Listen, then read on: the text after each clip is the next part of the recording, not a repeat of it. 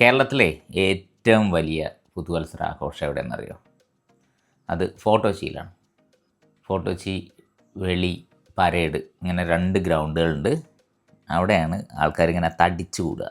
അപ്പോൾ നമുക്ക് ന്യൂ ഇയറിന് പോകാൻ പറ്റില്ല, കാരണം ജനസാഗരമായിരിക്കും. അതുകൊണ്ട് ന്യൂ ഇയറിന് മുമ്പ് അവിടുത്തെ എന്തൊക്കെയാണ് കാർണിവൽ വിശേഷങ്ങളെന്ന് കണ്ടറിയാൻ പോവാം. കൊച്ചിൻ കാർണിവലിൽ ഏറ്റവും സവിശേഷമായിട്ടുള്ളൊരു കാര്യം എന്താ വെച്ചാൽ അവിടുത്തെ മഴമരമാണ്. ഫോർട്ട് കൊച്ചി വെളി ഗ്രൗണ്ടിലാണ് ഞങ്ങൾ. കുട്ടായിയുടെ ആ പാവുവിൻ്റെ ഇഷ്ടപ്പെട്ട ടീം ഏതാ? ഫുട്ബോൾ ടീം വാ വാ വാ ഞങ്ങൾ അർജൻറ്റീന, നിങ്ങൾ റൊണാൾഡോ ആണ്, പോർച്ചുഗലാണ്. എന്തുകൊണ്ടാണ് ഫോർട്ട് കൊച്ചി എന്ന് പേരൊന്നും അറിയോ? ഒരു കോട്ട ഉണ്ടായതുകൊണ്ട്, അതായത് ഒരു ഫോർട്ട് ഉണ്ടായതുകൊണ്ട്. ആ ഫോർട്ടിൻ്റെ പേരെന്താ അറിയോ? Fort Emmanuel. ഇമ്മാനുവൽ എന്ന് പറഞ്ഞാൽ പോർച്ചുഗലിലെ രാജാവായിരുന്നു. കബ്രാൾ എന്ന് പറഞ്ഞൊരു കമാൻഡർ ഉണ്ടായിരുന്നു പോർച്ചുഗീസുകാരുടെ. ആ മൂപ്പർ ഇവിടെ വന്നിട്ട് കോട്ട ഉണ്ടാക്കാൻ പെർമിഷൻ ചോദിച്ചു. അങ്ങനെ ഫോർട്ട് കൊച്ചിയിലൊരു കോട്ട ഉണ്ടായി. അതാണ് ഫോർട്ട് ഇമ്മാനുവൽ. ഇനി നമ്മൾ അർജൻറ്റീനക്കാരല്ലേ, ഞങ്ങൾ ലാറ്റിൻ അമേരിക്കൻ രാജ്യമാണ്, അറിയോ? ലാറ്റിൻ അമേരിക്കൻ രാജ്യത്തിൻ്റെ മരമാണ് ഈ മഴമരം. കേട്ടാ, നിങ്ങൾ വലിയ ആളാവണ്ട. നിങ്ങളെ നിങ്ങളല്ല ഇവിടെ കൊണ്ടുവന്നുണ്ടാവുക. പറഞ്ഞോളൂ.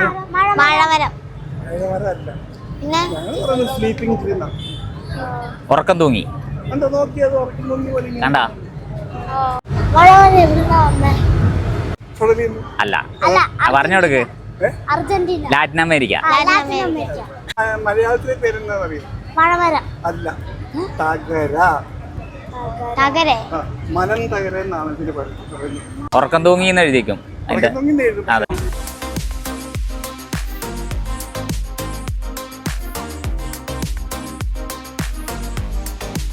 ഈ മഴമരം ഉണ്ടല്ലോ, ശരിക്കും മഴമരം തന്നെയാണ്. ഫോർട്ട് കൊച്ചിയിലെ പയ്യൻസ് 25 വർഷം മുമ്പ് തുടങ്ങിയതാണ്.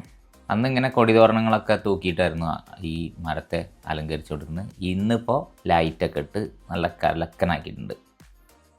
നമ്മൾ നേരത്തെ പറഞ്ഞ പോലെ അവതാർ സിനിമയിലെ ആ മരത്തിനെ ഫീൽ ചെയ്യുന്ന പോലെ.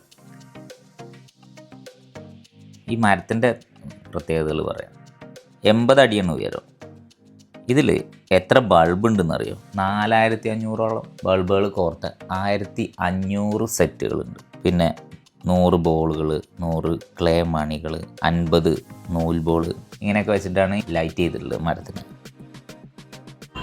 സത്യത്തിൽ എല്ലാ നാട്ടിലും മഴമരങ്ങളുണ്ട്. ഇതേപോലെ അലങ്കരിച്ച് ന്യൂ ഇയറും നമ്മുടെ ആഘോഷങ്ങളൊക്കെ എന്താ പറയുക സെലിബ്രേറ്റ് ചെയ്ത് നല്ല രസമാവും. ഫുൾ ടൈം ഈ ജനറേറ്ററിൻ്റെ കറണ്ട് വെച്ചിട്ടാണ് ഈ മഴമരം എന്ത് ചെയ്യുന്നത്, അതിൽ ലൈറ്റ് കൊടുക്കുന്നത്.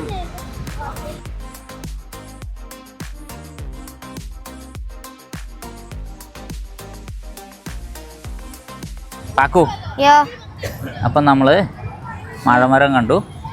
ഇനി പപ്പാഞ്ഞിയെ കാണാൻ പോവാം. പപ്പാഞ്ഞി എന്നുള്ള പേരിൻ്റെ അർത്ഥം എന്താണെന്ന് അറിയാം?